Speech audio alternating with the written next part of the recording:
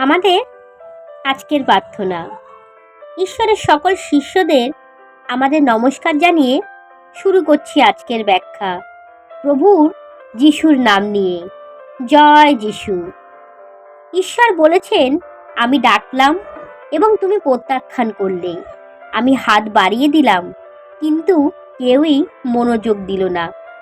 কিন্তু তোমরা আমার সব পরামর্শ অগ্রাহ্য করলে, আমার বাক্য অবজ্ঞা করলে।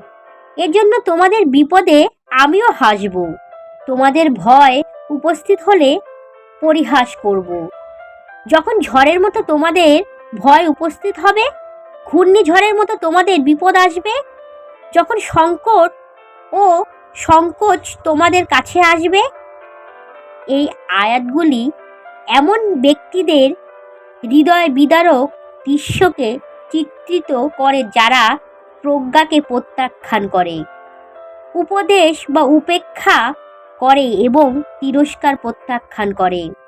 ফলস্বরূপ তারা তাদের জীবনে অপকর্মের কঠোর পরিণতির সম্মুখীন হয়। এই আয়াতগুলি ঈশ্বরের জ্ঞান এবং পরামর্শের প্রতি মনোযোগ দেওয়ার গুরুত্বের স্মরণ বা সার হিসেবে পরিবেশন করা।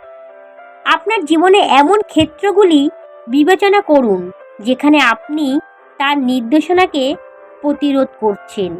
এই প্রতিফলন আপনাকে জ্ঞানকে আলিঙ্গন করতে এবং মূর্খতাপূর্ণ পছন্দের সাথে আসা বিপর্যয় এড়াতে অনুপ্রাণিত করবে।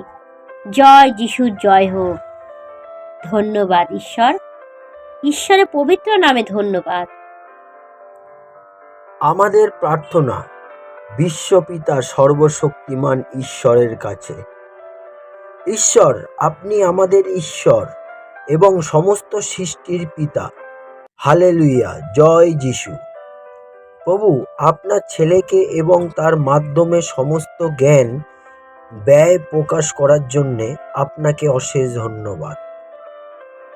প্রভু, আমাদেরকে সাপের মতন বুদ্ধিমান এবং ঘুঘুর মতো নির্দোষ হতে সাহায্য করুন, যেন আমরা বুঝতে পারি কে মিথ্যা এবং কে আপনার কাছ থেকে এড়াচ্ছে। এছাড়া আমাদের যেন বিচারক হতে হয় না, কারণ আপনি সত্য বিচারক। যাই হোক না কেন, সঠিক ন্যায় আপনিই জানেন। আপনার নিখুঁত সময় প্রকাশ করবেন। হালেলুয়া। বাবা, বিশ্বাসে আমাদের আগাম ধন্যবাদ জানাই। জয় যিশু, জয় হোক। আমেন।